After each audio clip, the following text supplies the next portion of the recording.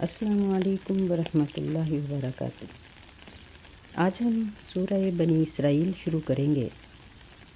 جو نبی صلی اللہ علیہ وسلم پر مکہ میں اتری ہے۔ یہ ترتیب کے لحاظ سے 70ویں نمبر پر اور نازل ہونے کے لحاظ سے یہ 50ویں نمبر پر ہے۔ اس کی 111 آیات ہیں اور 16 رکوع ہیں۔ اس کا نام بنی اسرائیل رکھا گیا ہے کیونکہ اس میں قوم بنی اسرائیل کا تذکرہ ہے۔ اعوذ باللہ من الشیطان الرجیم، بسم اللہ الرحمن الرحیم۔ سبحان الذی اسری بعبدہ لیلا من المسجد الحرام الی المسجد الاقصی۔ پاک ہے وہ ذات جس نے اپنے بندے کو سیر کرائی، اسری سیر کرائی، چلایا، لیلاً رات کے کچھ حصے میں، مسجد حرام سے لے کر مسجد اقصی تک، الذی بارکنا حولہ لنریہ من آیاتنا، وہ مسجد اقصی کہ ہم نے برکت دی ہے اس کے ارد گرد کو، اور تاکہ ہم اس کو دکھائیں اپنی نشانیاں۔ انہ هو السمیع البصیر، بے شک اللہ تعالیٰ خوب سننے والا اور خوب اچھی طرح دیکھنے والا ہے۔ اس آیت مبارکہ میں اللہ تعالیٰ نے نبی علیہ السلام کے واقعہ معراج و اسراء کا ذکر کیا ہے۔ یہاں اس میں معراج کا ذکر نہیں، لیکن آپ کا یہ سفر اسراء کے ساتھ ہی تھا۔ اسراء کا معنی ہوتا ہے زمین کا سفر، زمین پر چلنا، اور معراج کا معنی ہوتا ہے چڑھنا۔ چونکہ مکے کے لوگ زمین پر سفر کے ہی متعارف تھے اور عادی تھے، اس لیے اللہ تعالیٰ نے ان کو سمجھانے کے لیے یہاں اسراء کا ذکر بھی کیا ہے۔ احادیث میں جب اس سفر کا ذکر آتا ہے تو اس میں معراج کا ذکر بھی موجود ہے۔ نبی صلی اللہ علیہ وسلم کو یہ سفر مکی زندگی کے آخری دور میں کرایا گیا، اور اس کا سال یا اس کی تاریخ یہ متعین نہیں ہے، معلوم نہیں ہے۔ یعنی ہماری سیرت کی تمام کتابیں اور تاریخ کی کتابیں اس کی تاریخ بتانے سے اور اس کا سال بتانے سے خاموش ہیں، کیونکہ اللہ تعالیٰ کا یہاں مقصد صرف اس سفر کا ذکر تھا، اس کا تعین نہیں تھا، اس لیے اس کا وقت نہیں بتایا گیا، اور یہ نبی علیہ السلام کو اس وقت میں کرایا گیا جب آپ مکے کے لوگوں کی تکالیف سے بہت پریشان تھے اور بڑی شدت کی زندگی گزار رہے تھے۔ نبی علیہ السلام نے جب مکے کے لوگوں کو دیکھا کہ یہ ایمان کو قبول نہیں کرتے تو آپ نے طائف کا سفر کیا، وہاں کے سرداروں کو دین پیش کیا، لیکن انہوں نے بھی بدتمیزی سے اس بات کو ٹال دیا، جس پر نبی علیہ السلام بہت ہی رنجیدہ ہوئے، اور شاید اس کے بعد ہی اللہ تعالیٰ نے آپ کو اس سفر سے متعارف کیا اور آپ کو اللہ تعالیٰ نے یہ نعمت عطا کی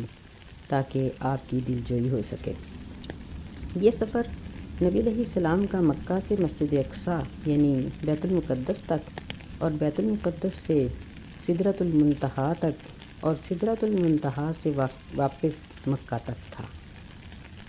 مکہ سے مسجد اقصی کا سفر اہل مکہ 30 سے 40 روز میں کرتے تھے، ایک طرف کا سفر۔ تو اس طرح دونوں طرف کا سفر یہ 60 سے 80 دنوں کا تھا، اور جبکہ آسمان کی طرف کا سفر اس کا اندازہ نہیں لگایا جا سکتا کہ اس کی مسافت کتنی ہو سکتی ہے، لیکن اللہ تعالیٰ نے یہاں لیلاً کا لفظ استعمال کیا ہے کہ رات کے کچھ حصے میں۔ تنوین جہاں آ جاتی ہے کسی اسم پر تو وہ کچھ کا معنی دیتی ہے، تو کچھ حصے میں اللہ تعالیٰ نے آپ کو یہ سفر کرایا اور اپنی بہت سی نشانیاں آپ کو دکھائیں۔ احادیث میں اس کی بہت تفصیل موجود ہے، بڑا یہ معروف واقعہ ہے، اس لیے اس واقعہ کو تفصیل سے بیان کرنے کی شاید ضرورت نہیں، صرف اس کے مقاصد بیان کرنا ہی ضروری ہے کہ اس سفر میں، اسراء کے سفر میں، نبی علیہ السلام کو انبیاء علیہ السلام کی امامت سے مستفید کرنا تھا کہ جب آپ مسجد اقصی میں پہنچے تو وہاں تمام انبیاء علیہ السلام موجود تھے، لیکن وہاں امامت کا مسئلہ خالی تھا، اور جبریل علیہ السلام کے کہنے پر آپ امامت کے مسلح پہ آئے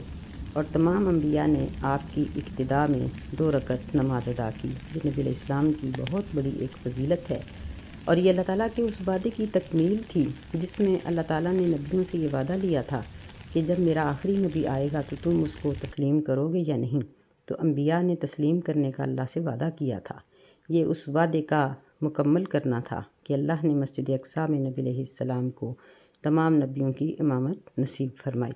اور اسی طرح اس اسرا کے سفر میں ایک موقع پر ایسا بھی ہوا کہ نبی علیہ السلام کو دودھ اور شراب کا پیالہ پیش کیا گیا۔ آپ کی عادت مبارک تھی کہ ایسے موقع پر آپ جبریل علیہ السلام کی طرف دیکھتے کہ وہ آپ کو کیا مشورہ دیتے ہیں، تو آپ نے دودھ کا پیالہ پکڑا اور پی لیا، تو جبریل علیہ السلام نے فرمایا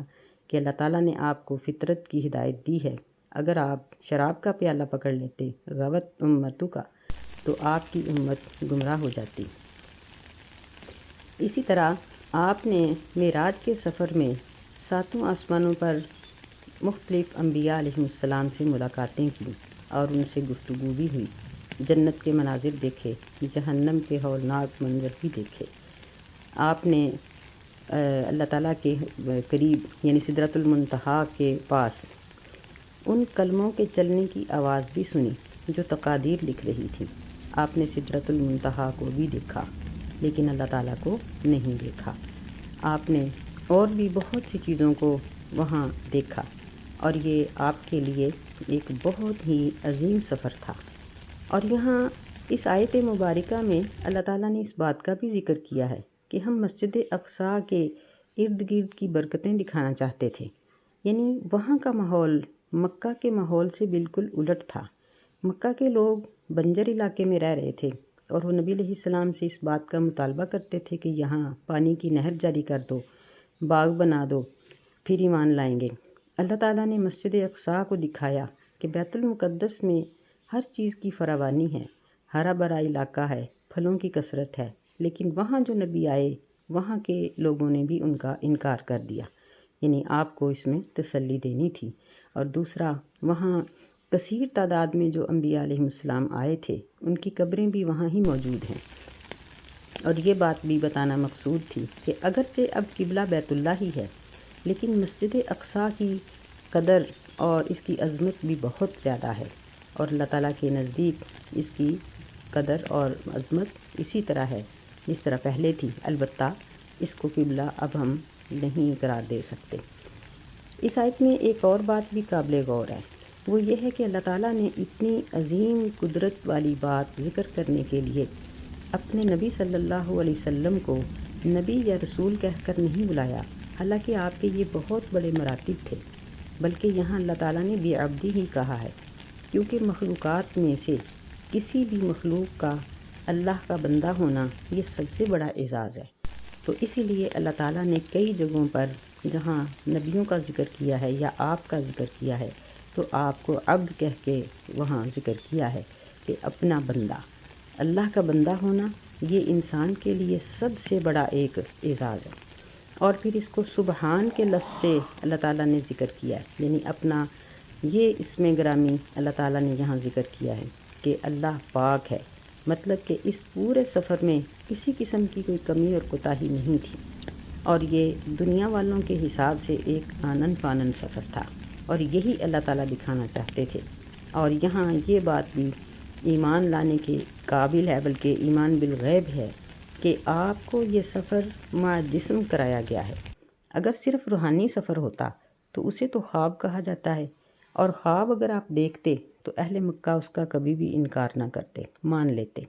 اہل مکہ نے اسی وجہ سے معراج کا انکار کیا تھا کہ اتنے تھوڑے وقت میں تو کوئی مسجد اقصیٰ تک بھی نہیں جا کے آ سکتا، چہ جائے کہ وہ آسمانوں کا سفر کرے۔ آگے فرمایا وَآتَيْنَا مُوسَى الْكِتَابَ وَجَعَلْنَاهُ هُدًى لِّبَنِي إِسْرَائِيلَ، اور ہم نے موسیٰ علیہ السلام کو کتاب دی اور ہم نے اس کو بنی اسرائیل کے لیے ہدایت کا سبب بنایا۔ اللہ تتخذوا من دونی وکیلا، یہ کہ تم نہ پکڑو میرے سوا کسی اور کو اپنا وکیل کارساز، یعنی اپنے معاملات کسی اور کے سپرد نہ کرو۔ بلکہ میرے سپرد کرو، میں تمہاری ذمہ داریوں کو اٹھانے والا ہوں۔ یہاں اللہ تعالیٰ نے موسیٰ علیہ السلام کا ذکر کیا ہے، کیونکہ ان کی زندگی یعنی ان کا پیدا ہونا، ان کا پلنا بڑھنا فرعون کے گھر میں، پھر فرعون کو دین سنانا، پھر بنی اسرائیل کا آزاد کر کے لے جانا، پھر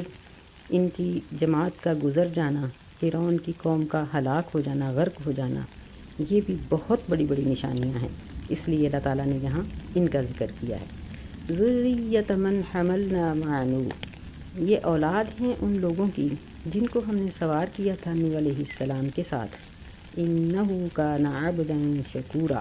بے شک وہ بندہ تھا شکر گزار۔ نوح علیہ السلام کی ہستی بھی بہت بلند مرتبہ کی ہے۔ یہاں اللہ تعالیٰ نے ان کا تذکرہ بھی اسی لیے ہی کیا ہے اور لفظ عبد سے کیا ہے، عبداً شکورا،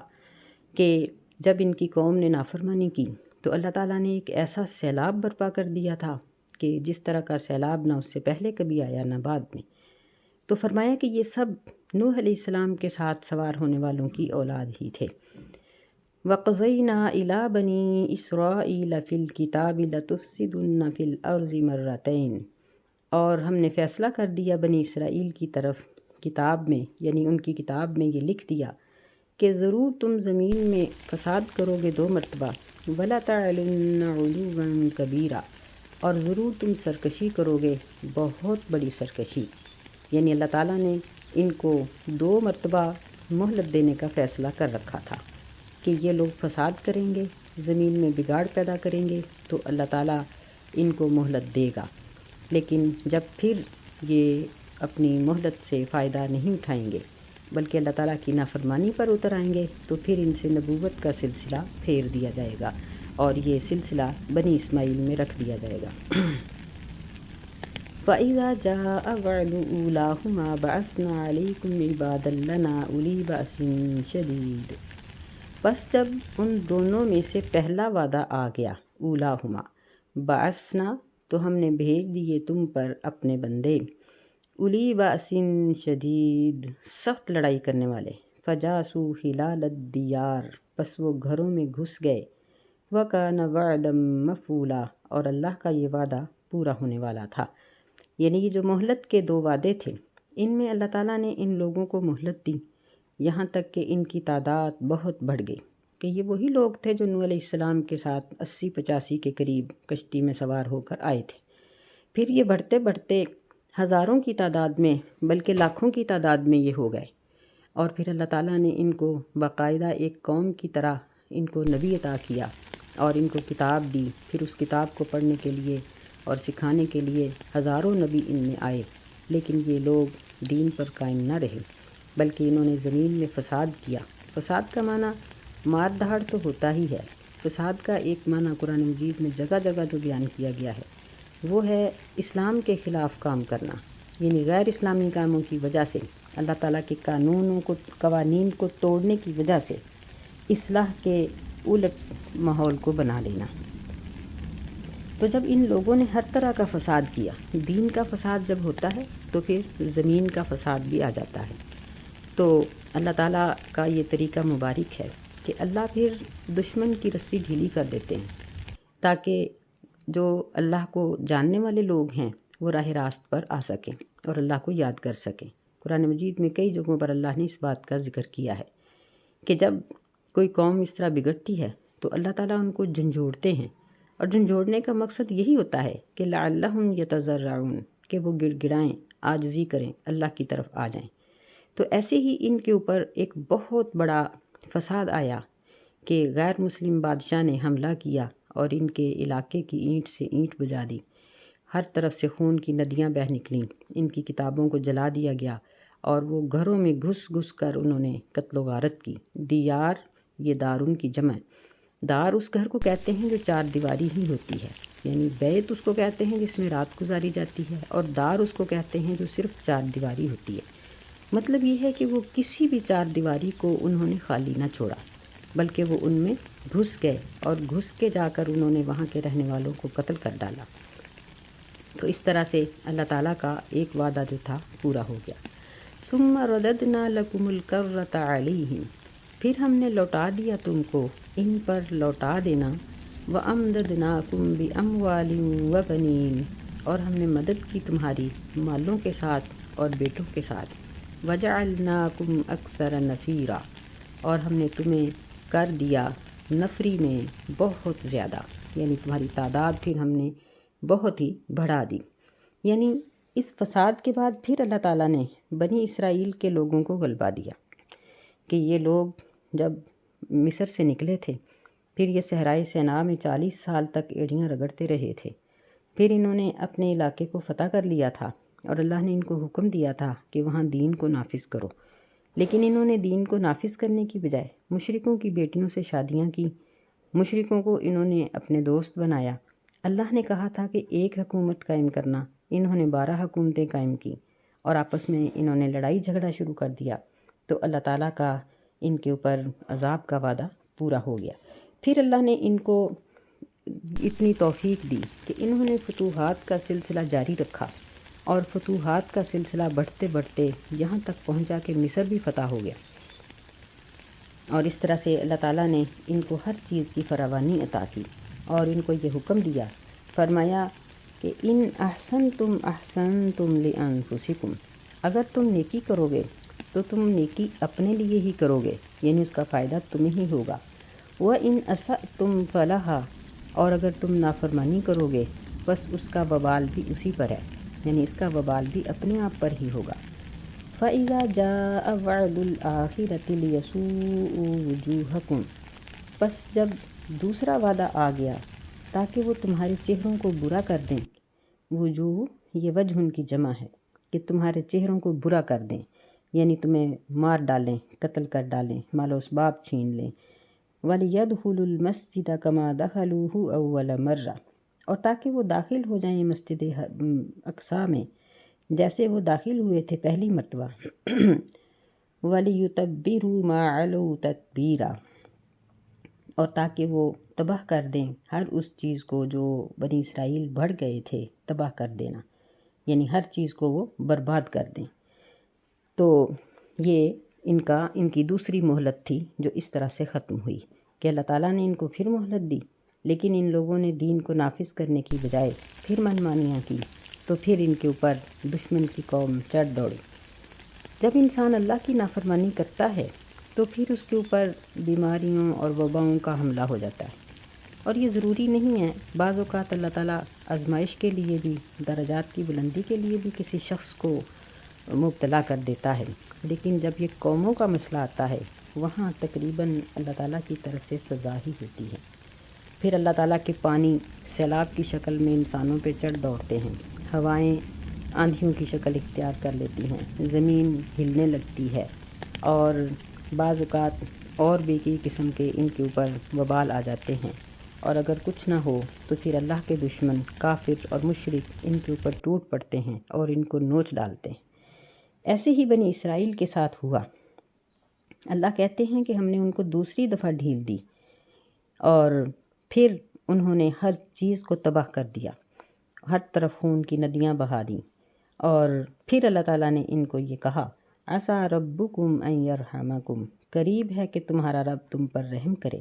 وَإِنْ عُدْتُمْ عُدْنَا، اور اگر تم دوبارہ لوٹو گے گناہ کی طرف تو ہم بھی دوبارہ لوٹیں گے سزا کی طرف،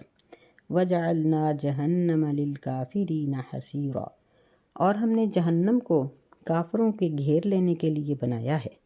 یعنی اللہ تعالیٰ نے پھر ان کو تنبیہ کی کہ اگر اب بھی باز نہ آؤ گے تو اللہ تعالیٰ کی طرف سے سزا کا سلسلہ جاری رہے گا۔ اور پھر اللہ تعالیٰ نے ایک جگہ پر یوں بھی فرمایا، وَإِذْ تَأَذَّنَ رَبُّكَ لَيَبْعَثَنَّ عَلَيْهِمْ إِلَىٰ يَوْمِ الْقِيَامَةِ مَن يَسُومُهُمْ سُوءَ الْعَذَابِ، کہ تیرے رب نے جب ان کو تنبیہ کر دی، اعلان کر دیا کہ اگر یہ لوگ باز نہیں آئیں گے تو وہ ان کے اوپر وقفے وقفے سے ایسے لوگ بھیجتا رہے گا جو ان کو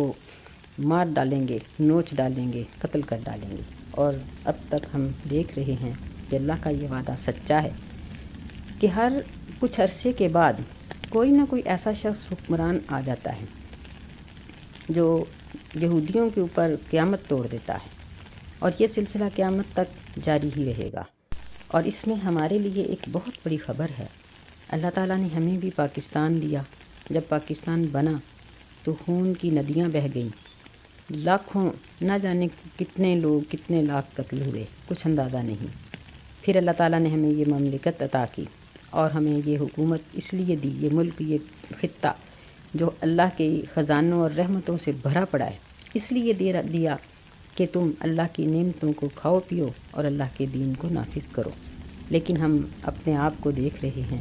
کہ عرصہ گزر چکا ہے پاکستان کو بنے، ابھی تک یہاں اسلامی حکومت نافذ نہیں ہو سکی، اور ہم اپنے ملک کے نظام کو اللہ تعالیٰ کے حکم کے ماتحت نہیں کر سکے۔ تو اس واقعہ سے ہمیں اس بات سے ڈرنا چاہیے کہ کہیں ایسا نہ ہو کہ ہمارے اوپر بھی ایک دوسرا فساد آ جائے، ہماری بھی یہ مہلت ختم کر دی جائے، کیونکہ اللہ تعالیٰ ہمیں اسی لیے یہ بات ذکر کر رہے ہیں، بتا رہے ہیں کہ اس بات سے ڈرو۔ تو دیکھیے کہ اگر ہم اپنے کمزور بازو سے ملک کی حکومت کو مسلمان نہیں کر سکتے تو ہم کم از کم اپنے آپ کو تو مسلمان کر سکتے ہیں۔ کم از کم ہم اپنے وجود کے اوپر تو دین کو نافذ کریں، ہمارا لباس اسلامی ہو، ہمارے مردوں کی عورتوں کی شکلیں مسلمانوں جیسی ہوں، ہمارے بچے اسلامی تعلیمات سیکھیں، ہمارا اٹھنا بیٹھنا کھانا پینا، ہماری مجلسیں، ہماری خوشیاں، ہماری غمی، ہر چیز دین کے مطابق گزرے۔ اور پھر جب ہم اپنے وجود پر اسلام کو نافذ کریں گے تو پھر ہماری اولادوں پر بھی نافذ ہوگا۔ جب اولادوں پہ نافذ ہوگا تو پھر انشاءاللہ کچھ ہی وقت کے بعد پورا معاشرہ درست ہو جائے گا، اور جب معاشرہ درست ہوگا تو حکومت بھی صحیح ہو جائے گی، کیونکہ اللہ تعالیٰ فرماتے ہیں کہ اللہ اس قوم کی حالت کو نہیں بدلتا حتیٰ یغیروا ما بانفسہم، یہاں تک کہ وہ اپنے نفسوں کی حالت کو بدلیں۔ تو آئیے اس واقعہ سے عبرت پکڑیں اور اپنے آپ کو بدلنے کی کوشش کریں۔ اللہ ہمیں توفیق خیر عطا فرمائے، آمین۔ السلام علیکم ورحمۃ اللہ وبرکاتہ۔